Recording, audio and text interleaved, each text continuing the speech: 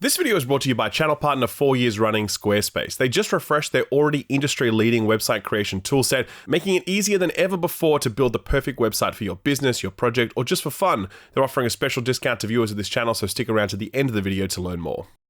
Gamers, we are just about a week away from Summer Games Fest 2025, aka Key 3, ever since the ESA totally shat the bed with E3, leaving the field wide open for Keighley to swoop in and claim all those juicy, wet eyeballs for himself. I'm actually going to be over there in person next week, attending the showcase and going hands-on with over a dozen upcoming games.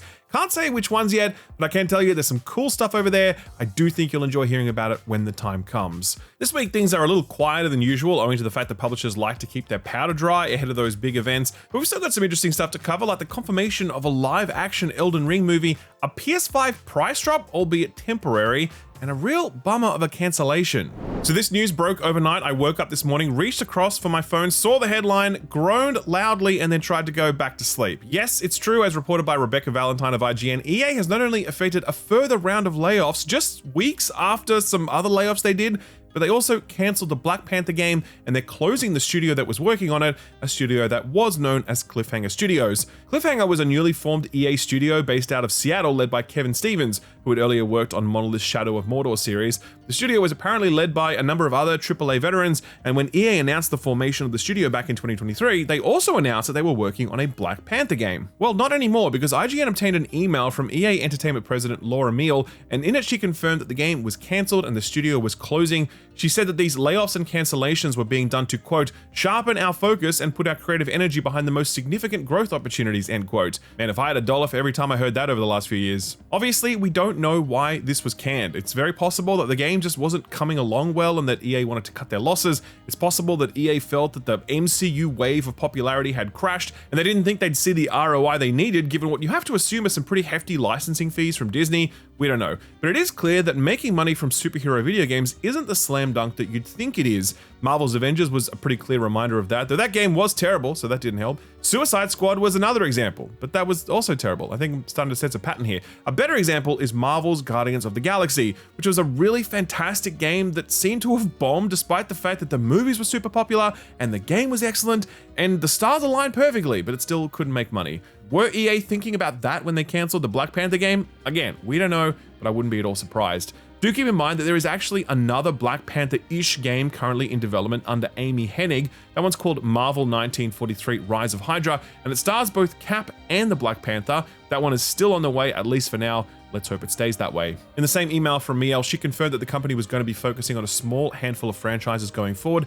namely Battlefield, The Sims, Skate, and Apex Legends. She also confirmed that EA Motive's Iron Man game was still in development, thank God, as is Respawn's next Star Wars Jedi game. She also said that BioWare was still working on the next Mass Effect game, so that is good news. No mention of the sports stuff here because Miel doesn't handle that side of the business, but yeah, look, this news is a huge bummer, and fingers crossed the folks who are working at Cliffhanger Games will find new gigs soon. Changing tack now, and for the past week, Marathon's developer Bungie has been radio silent after being rocked by a plagiarism scandal, whereby Bungie admitted to using the work of an artist who goes by Anti-Real without crediting her and certainly without paying her. Not even so much as a free ride in one of Pete Parsons' classic cars? Shame on you. That's the least you could have done, I think. Bungie has said that they plan to conduct a thorough review of Marathon's art assets to determine if any more uncredited work was being utilized. That's the reason why last week's disastrous live stream had no new gameplay. Again, still cannot believe that Bungie went ahead with that stream. So while Bungie are silent, that noise vacuum is getting filled by lots of speculation about the future of Marathon. A quick glance at the thumbnails that pop up when you type Marathon into YouTube does not a rosy picture paint, as speculative chatter about a potential delay is rife.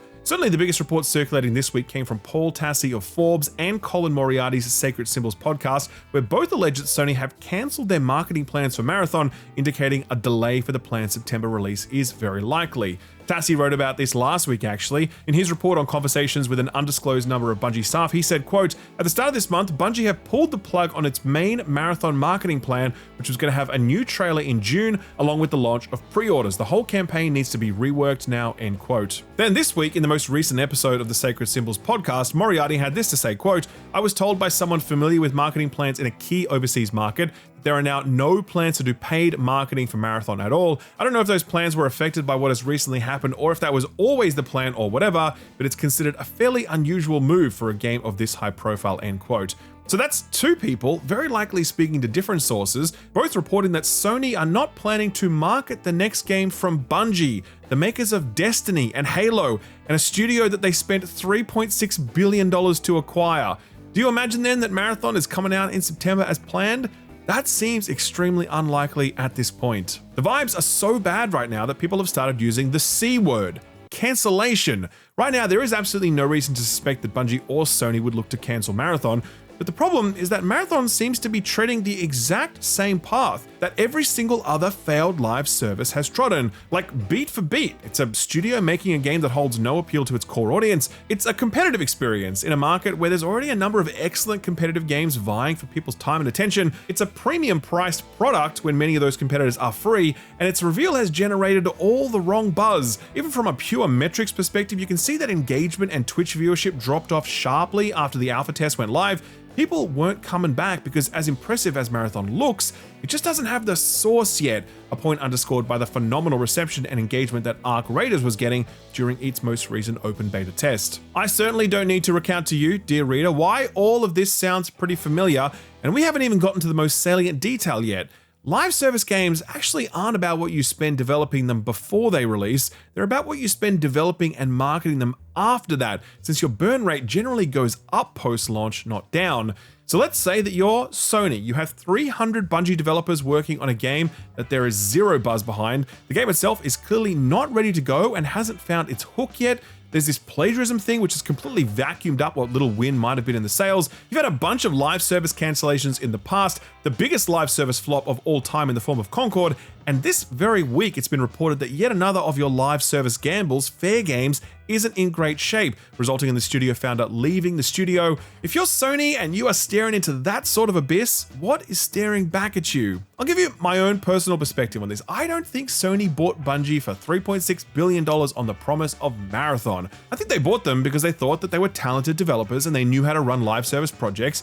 Most importantly, they had Destiny, and I know what everyone thinks about Destiny, and it's all true, okay? You're not going to get any arguments from me. But are you going to tell me that there isn't more potential in that franchise than is currently being realized? Whether it's an expanded Destiny 2 or a Destiny 3 or whatever, it all makes tremendous sense. And if I had to choose between those 300 developers working on Marathon versus working on Destiny, I would choose Destiny every single time. I do wonder how Sony are weighing questions like this at the moment, because it's clear that whatever plan they had for Bungie, Destiny, and Marathon, it has not played out the way that they had hoped, and maintaining the status quo seems to be the riskiest option. I think we can all bet pretty large on Marathon getting delayed. Any more than that though, it's anyone's guess at this point. Sticking with Sony news a little longer, here's something that no one saw coming. Sony is temporarily discounting the PS5 and PS5 Pro in almost every region except Japan and Australia. Thanks, Sony, appreciate that. The discount is really just a sale, and we used to get these all the time, but this console generation is terrible, and most of the price changes we've seen to this point have been increases rather than decreases. Case in point, Sony recently jacked the price of the PS5 in Australia, Japan, and Europe, and that was after another price hike a few years ago. This week though, Sony announced their Days of Play promotion, which is basically discounts on both games and hardware. There's a discount on PSVR 2 headsets going, though I'm not sure why you'd want to buy one of those at this point.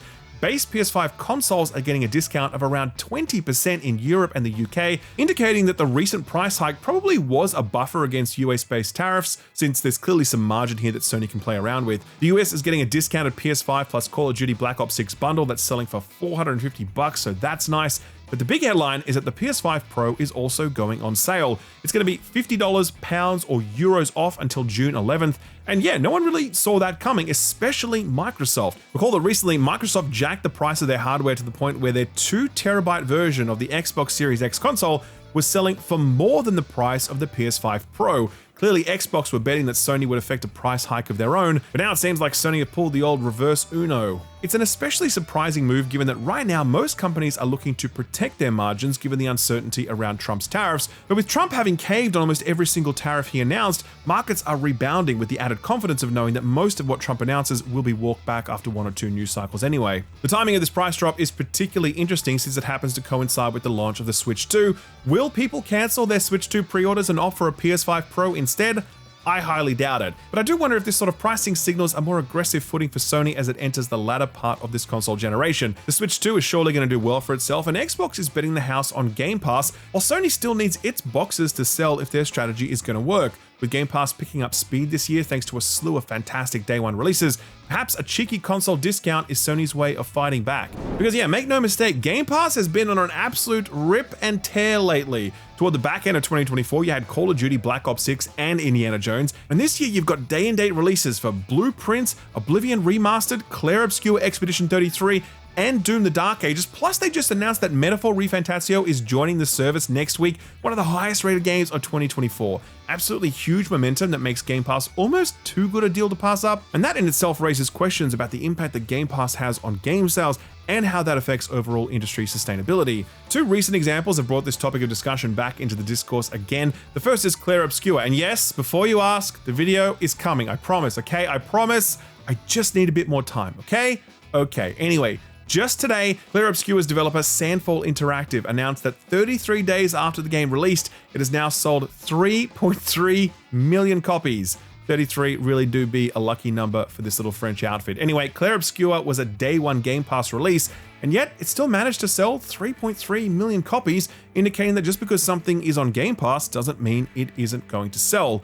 Contrast that with Doom the Dark Ages. Now, we don't have confirmed sales numbers for Doom, but we do have some reporting out of an industry analytics firm called Alina. Their CEO posted up on LinkedIn that according to their metrics, Doom the Dark Ages has sold less than 1 million copies despite reaching over 3 million players. Their metrics say that about 200,000 copies were sold on PlayStation, another 200,000 on Xbox, and about 400k on Steam. So that remaining 2.2 million people had to be utilizing Game Pass. Again, these are estimates based on a variety of public and proprietary data sources, so we do need to take them with a grain of salt. You can, however, see the trophy data for PlayStation, which makes it very easy to verify that number, and you can also see concurrent player counts on Steam, where Dark Ages peaked at only around 30,000 concurrent players, well shy of the 145,000 that Clair Obscur peaked at. I've certainly seen plenty of discussion commenting that Doom sales are proof that Game Pass eviscerates box sales, but Clair Obscur proves that that's just not the case, and many games before it have proved the same thing. If anything is holding Doom back, it's its $70 price tag, plus the requirement that you have ray tracing enabled hardware if you're playing on PC. A fairly baffling decision for id to have made, given that there are plenty of people still not rocking ray tracing capable hardware. Clair Obscur's $50 price point is really attractive in an era when publishers are threatening $80 price points, and I think that's a more relevant takeaway from this most recent round of number crunching, rather than suggesting that Game Pass is a death knell for your box sales. So we've done Sony, we've done Xbox, now it's time for Team Red. They're about to have a pretty big week since the Switch 2 launches on June 5th, but wouldn't you know it, a few units are already out in the wild and the unboxings are not going well. The hardware itself is fine, it seems, but at least one person has claimed that when you open up your Switch to try to play a game on it, you can't do that unless you get some sort of update for the system. Further confirmation of this was provided by prolific deal tweeter Wario64, who said, quote, "Another person shared with me that they have a Nintendo Switch 2 as well. I have no permission to post pics, but can share that when they try to boot a Switch 1 game, a message prompts, please connect to the internet and update your system. Needs update to boot a game," end quote. All of this does line up with a report from The Game Business, who last week said, quote, "Nintendo would not be distributing review units of the Switch 2 to press ahead of launch due to the requirement of a significant day one patch," end quote. Now at this point, it's a little too early to know exactly what all this is about. It could be the case that the Switch 2 requires a day one patch to work, which frankly would suck since this generation is putting less and less of a premium on stuff just working out of the box, like those game key cards that Nintendo are doing, where you buy a physical game but it's really just a download code disguised as a cartridge. Alternatively, it is possible that Switch 2 units have a timer built in that stops them from working before June 5th, and once that ticks over, the units will be usable without needing to apply a further update. So yeah, definitely a little eyebrow raising, but we don't know the full story yet. I guess we'll all find out together next week.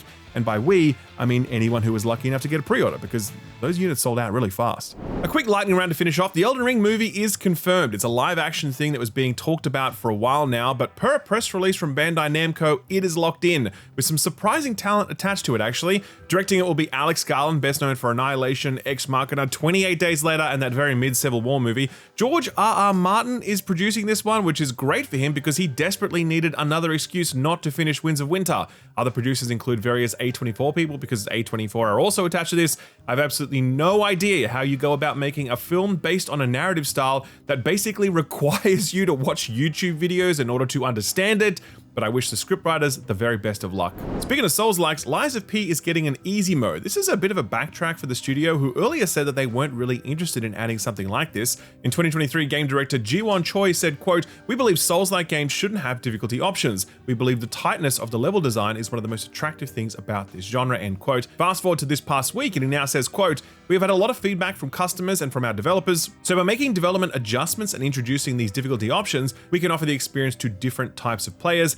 This broadens the base," end quote. Honestly, both perspectives are valid, and if a wider player base helps grow his studio so they can keep making great games, then more power to them. Apple is reportedly planning to release a dedicated gaming app in June. It'll act as a central hub for things like Game Center, Friends, editorial content, as well as serve as a launcher for select games. It comes just after Apple acquired their first gaming studio, a little two-person outfit called RAC7, who made the very popular Apple arcade game Sneaky Sasquatch. Apple has been very slowly and very gently taking steps into the gaming space over the last few years, mentioning it more often in their keynotes and securing stuff like Resident Evil and Assassin's Creed and Death Stranding ports for iOS devices. You can definitely expect to see Apple continuing to make moves in this space in the future.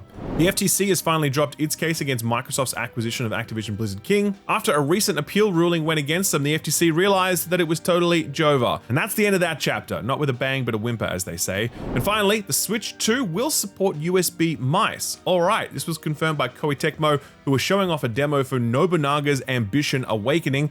You can use a USB mouse and another Joy-Con in tandem. By the way, the Switch 2 mouse is no slouch, trust me, you're going to be very surprised by how good it is. So what got announced or delayed this week? Well, I hope you guys like Warhammer 40k as much as I do, because the Warhammer Skulls presentation was last week, and man, there were a lot more games in here than I think anyone was expecting. Plenty of new games announced and a lot of little updates too, but in the interest of not scaring everyone away, let's just concentrate on the new game reveals. Biggest announcement was a remaster of the first Space Marine game titled Master Crafted Edition. After the massive achievement of Space Marine 2, they're clearly trying to keep that wave going while Saber gets to work on the third entry. This one was originally made by Relic Entertainment and published by Sega all the way back in 2011, and its return will bring the usual stuff like 4K visuals and improved models, etc. But they're also redoing the audio, adding new voice lines, modernizing the controls, and adding a whole bunch of quality of life features to it. There's still going to be a huge chasm between this game and Space Marine 2, but it looks like that gap will be narrowed either a little or a lot depending on how well these changes land. This one's arriving for PC and Xbox Series consoles on June 10th, but weirdly, no PlayStation release for this one. Wonder what's up with that. So that was the biggest announcement, but certainly my favorite was Bolt Gun 2, a sequel to the surprisingly great retro boomer shooter made by Auric Digital a couple of years ago. The first one was a hell of a lot of fun, so I'm pleased that they greenlit another one, and it's being published by Devolver's sub-label Big Fan Games. This one's headed to all platforms bar Switch, but it's not due out until 2026, sadly. Thankfully, the Auric team has the perfect antidote to tide you over, and that's releasing something right now, which is what they did with Bolt Gun Words of Vengeance, a free standalone game for PC that turns Bolt Gun into a typing game. This is not a joke, by the way, this is real. If you've played Sega's Typing of the Dead, then it's a lot like that. It's an on-rail shooter where you have to quickly type phrases when you come across enemies. Just a few stages for this one, but it looks like good fun. There should be way more of these, I reckon. Bring back typing games, I say. That and Guitar Hero, bring that back too, please. Definitely worth shouting out Dark Heresy, the new Warhammer 40k CRPG from Owlcat Games. These are the folks that did Rogue Trader a couple of years ago, which was very warmly received. Here you play as an Inquisitor, and there's an emphasis on weighty choices. Really nice to see Games Workshop continuing to branch out with different genres here. All platforms bar Switch, no date for this one just yet. Speaking of genres, they didn't announce a new RTS game, but they did announce that they're giving the classic Dawn of War the remastered treatment for PC. The definitive edition of the game will feature all the expansions, support for modern displays, upscaled 4K visuals, and 64-bit support. No date yet, PC only. So that's all the Warhammer stuff done. How about some Hellblade news now? This one snuck out just before we locked down the show last week, but Ninja Theory announced that Senua's Saga Hellblade 2 is coming to the PS5 sometime in the middle of the year. Ninja Theory made a little video that mentioned how nice it was for the studio to come full circle after developing Heavenly Sword as a PS3 exclusive back in the day. Very cute. If Hellblade is a little too photorealistic for you, then here's something to calm you down. Anime. This is Shooten Order, which is the next game from 2Kyo Games and Spike Chunsoft. 2Kyo being the studio started by the guy that made Danganronpa and most recently The 100 Line. This is their new narrative game that revolves around solving a murder mystery at a religious cult. The shtick is that as you investigate 5 different suspects, you actually play 5 different kinds of game genres. One is stealth action horror game, one's like an escape room, another is a romance simulator. Totally wild, but I've been told this is very on brand for the studio. This one's arriving September 5th for PC and Switch. Now, some gamers get all hot and bothered about dating anime girls, and others get all hot and bothered over public transport? Yes, that's right, my dudes. I've got a fever and the only prescription is transport. Transport Fever 3 has been announced, and it's a new tycoon game where you build transport infrastructure throughout a century of modern industry. It's been over 5 years since the last one of these, and I, for one, am very keen to check out some next-gen transport management. That is a total lie, by the way. I will never play this, but I'm very glad it exists for the people who love it. This one is out in 2026 for all platforms bar Switch. Let's go back to first-person shooters now. Here's one that got announced last week. Davy X Jones, a first-person shooter where you play the headless body of the mythical pirate Davy Jones while you're accompanied by his floating head that just so happens to have a single tentacle oozing out of it. They're out for revenge in a fantastical and supernatural pirate underworld, and it looks kind of neat with some swashbuckling and some gunplay and some underwater ship battles against weird sea monsters. This one comes from Polish developer Parasite, who made a game called Blacktail for Focus Entertainment a few years back. That one was a fantasy FPS where you played a young Baba Yaga, so it seems like this crew are really into the whole fucked up fairy tale thing. No date yet, but it is slated for PC and consoles. Another off-kilter take on fantasy comes in the form of Lort, a co-op third-person roguelike for up to 8 players. It kind of looks like Risk of Rain 2, except with a medieval theme, and it doesn't take itself too seriously. Check out this wizard with a Glock. This comes from a new studio called Big Distraction, which is comprised of, you guessed it, former AAA developers. This one's due out at the end of the year for PC. Lastly, in this section, I just want to give a quick shout out to friend of the channel, Lost in Cold, who last week announced that they're branching out from the video games book business and getting into the physical games business as well. They're going to be taking an artistic and preservation approach to it all, with each game in their collection coming in a really nice case, a custom poster, a certificate of authenticity signed by the game's director, a booklet with essays and developer interviews and art cards. They've also teamed up with the community organization Does It Play to guarantee their cards are fully playable offline. Love to see it. The first 3 games on offer are taken straight out of many a Game of the Year list. The multi-award winning mystery game Immortality from Sam Barlow and Half Mermaid, the very funny slapstick comedy game Thank Goodness You're Here by Cole Supper, and the folk horror point-and-click adventure game The Excavation of Hobbs Barrow by Cloak and Dagger and Wadget Eye Games. Lost in Cult say plenty more works are on the way, so definitely worth keeping an eye on this expanding collection.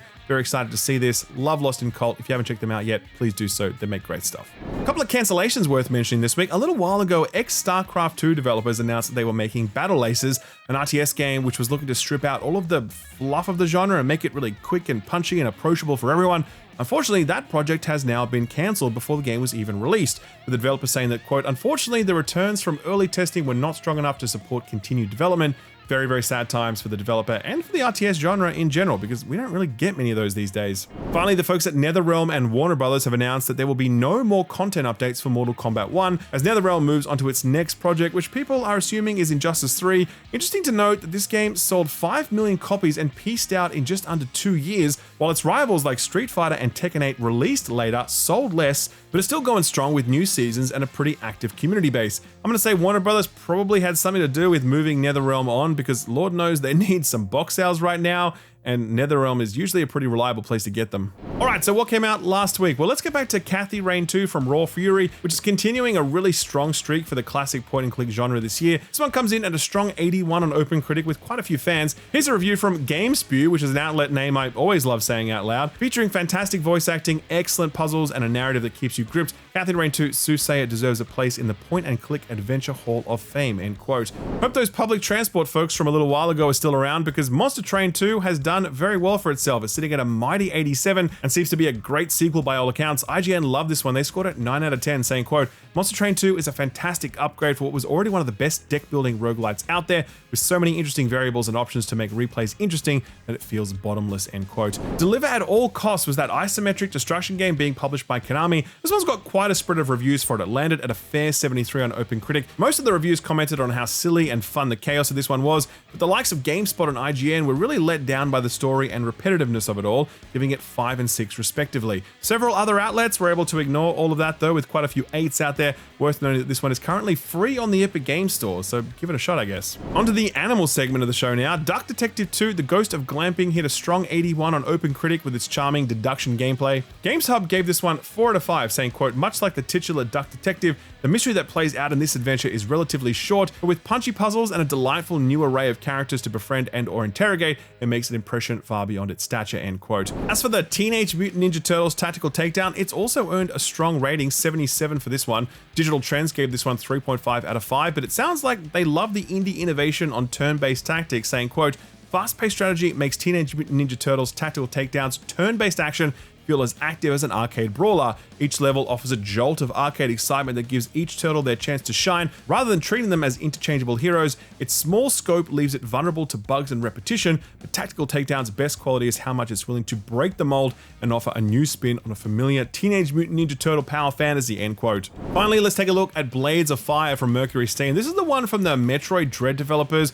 where you forge your own weapons, and it's another one that's got quite a spread of sentiment across the board, landing at a fair 72 on OpenCritic. IGN was not a fan. They scored this one 5 out of 10 and said, quote, Blades of Fire's blacksmithing burns bright, but overly simplistic combat and a mediocre story mean it doesn't forge a sharp enough edge to put its customizable weapons to good use, end quote. Meanwhile, Eurogamer gave it 4 out of 5, saying, quote, Blades of Fire manages to feel original, lovable, and born of genuine passion, despite the near overwhelming number of problems that could have extinguished it, end quote. Another one of those glass half full or empty situations, but honestly, that's often a good thing, as it probably means the game is taking big swings one way or the other, and we definitely need more of that. So what's coming out this week? Well, here's a weird one that came across our desk. Psycho Giantist Dating Sim. All right, hear me out. This is like an indie survival horror visual novel game where this girl is shrinking people down and confining them to her desk, and you're the latest victim. Only you're tasked with managing her prisoners and carrying out the wishes of your gigantic captor. All sorts of weird in ways that visual novels love to be, but also shades of Resident Evil Village here as well. Love that. PC only for this one, and it's dropping on the 29th of May. A quick shout out to Aussie narrative game Copycat, which also comes out on May 29th for PS5 and Xbox. And while we're mixing furry creatures and Japanese games, we'll take the segue to Fuga Melodies of Steel 3. Now, I've actually heard a lot of good things about this one. It's a dramatic military tactics RPG starring a full cast of anthropomorphic creatures and a funny story. The director recently said that this series is most popular in the US, and he reckons that the number of furries in the country is a big part of that. In the words of Ace Ventura, alrighty then. Bet you weren't expecting an Ace Ventura reference in 2025. You're welcome. Anyway, this looks cool, and apparently you can sacrifice your party members forever to insta-kill any enemy. Wish I could have done that to Marius from Avowed. God, that dude sucked. Fuga Melodies of Steel 3 is out on all platforms tomorrow. Moving on to May 30th, big day this one. This is the co-op experience everyone's been waiting for. Disney Illusion Island, starring Mickey and friends. Yes, they made a Disney Metroidvania, and it's supposed to be pretty good. This was a Switch exclusive for a while, but it's coming now to PS5, PC, and Xbox Series consoles. But of course, the game you really want to know about is F1 25 from EA, coming out on all consoles bar Switch. Man, look at those cars. They really are going very fast, and they look very expensive. That's all I have on F1. You're welcome. Seriously though, Elden Ring Night Rain is obviously the biggest title coming out this week. This is of course Elden Ring's 3-player co-op spin-off. Really interested to see how this one's going to go, because it's a really weird swing for the single-player focused FromSoft, and I don't know how solvable this thing is going to be. Obviously, FromSoft are making moves in the multiplayer Souls-like space right now between Night Rain and Miyazaki's The Dustbloods for Switch 2. Let's hope they're onto something. This one comes out for all platforms bar Switch, but who knows? Maybe we'll get a Switch 2 release one day as well. Jumping ahead to next week, honestly, if anything was going to knock Night Rain off the top block, it's probably going to be this one. Deltarune Chapters 3 and 4 arrive on Wednesday, June 4th. Deltarune is, of course, Toby Fox's episodic follow-up to his massively successful Undertale. The first 2 chapters of this were already available for free on PC, Switch, and PS4, but these next 2 chapters will be paid. They'll also be getting bundled up and released on the Switch 2 the very next day. And speaking of Switch 2, that's something we can look forward to next Thursday. But for now, let's enjoy the peace and quiet. And while it's relatively quiet, we thought we might turn back the clock a little bit and highlight a game that was somehow not on our radar, but it is now, and we want to make sure it's on yours too, so take a look at this.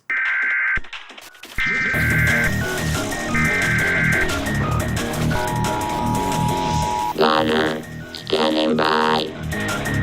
Scanner, standing by. This is StarVaders, a very Moorish mix of roguelike deck building and concentrated grid-based tactics, where you pilot a mech and plow through alien invaders. There's a big focus on stacking card combos so you feel like you're cheating the system, but it still retains that edge-of-your-seat tension of games like Into the Breach, since everything is so close quarters. This one came out at the beginning of May, and it got a little bit of buzz, but it really does feel like more people should be talking about this one. Maybe even in the same breath as Slay the Spire or Monster Train. Hell, even Bolatro's local thunk gave it his big seal of approval. There's still a free demo available for this one, so if you're at all curious, I encourage you to give it a try. If you do want to do that, we've left a link to it over on our Steam Curator page, which also has links to all of the other Put This on Your Radar stuff we've recently covered. I'll leave a link to all of that below the like button. Sort of free stuff time now, and the Epic Game Store mystery games definitely delivered this past week. The excellent Kung Fu game Sifu was one of the games on offer, and that is absolutely a must play if you ask me. As mentioned earlier in the show, they also got Deliver at All Costs, which is a brand new release, as well as Gigapocalypse, which is available on both PC and mobile. Imagine the old Rampage games, except you can make your own kaiju. Sounds kind of cool. Over on Nintendo Switch Online, they added 4 new Game Boy games to their classic game service: Gradius Interstellar Assault, Kirby Star Tracker, The Sword of Hope, and Survival Kids. That last one is definitely strategically timed because a sequel to Survival Kids is actually a launch title for the Switch too. Xbox also announced their Game Pass titles for the second half of May. New releases like Monster Train 2 and 2 are on there, along with Tales of Kenzara Zao and The Division 2, which just got a big DLC update in the form of the Battle for Brooklyn. But on Friday, Metaphor Refantatio comes to the service, and if you're hankering for a good RPG, this is definitely one you don't want to pass up. That's not the only thing on Xbox's plate this week though. Last week they took a page out of Nintendo's book and launched a Retro Classics app for Game Pass members. This one is done in partnership with retro gaming platform Andstream Arcade, and it features over 50 games from the 80s and 90s, mainly DOS, Atari, and Amiga games. Notably, a lot of these are Activision-owned retro classics that they've held close to their chest for a long time, not even allowing them to be on Atari's classic consoles or anything. There are also a lot of classic Sierra adventure games on there too. Everything comes with new achievements and challenges. Really nice to see Xbox committed to keeping these retro titles alive, and very much in keeping with their ongoing commitment to game preservation.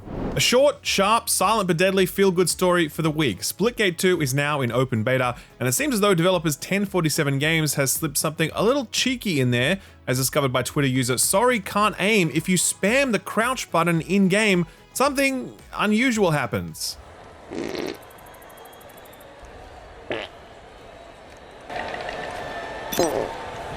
Turns out this was not a bug, but a feature. Whenever you crouch in-game, there is a predetermined chance that your character will fart. This is real, by the way, as confirmed by associate game producer Jesse Griffenberg, who had this to say on Twitter, quote, "I think we did like 1 in 100 chance of it happening, so you may hear it at any point in the game if you crouch once. We may do it like 1 in 200 or something if it happens too often," end quote. Personally, I think this is the perfect addition to a genre where teabagging is the primary means of celebration, and I very much hope this feature gets added to other games. I very much want to get farted on by Mercy, not gonna lie. Wait, what? Oh, wait, sorry, that's the end of the show.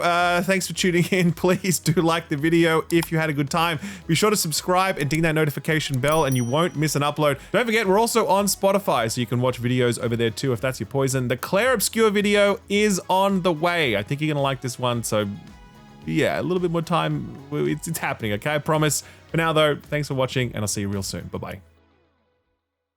A lot of people ask me how to break into the games media business. There are plenty of ways to do it, to be honest, but for me, I like to write. I like to write my scripts. I very rarely do anything off the cuff. Writing gives me the time to think things through and make sure I actually say what I mean to say.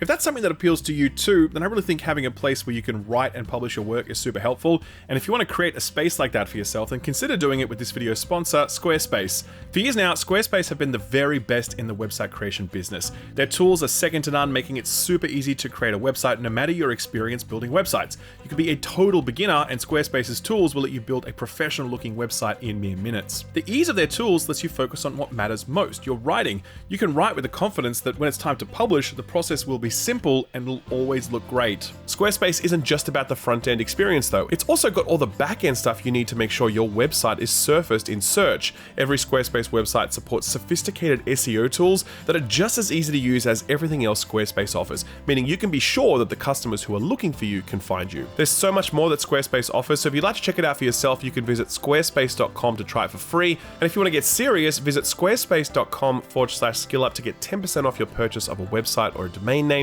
A big thanks to Squarespace for sponsoring the video, and thank you for watching it.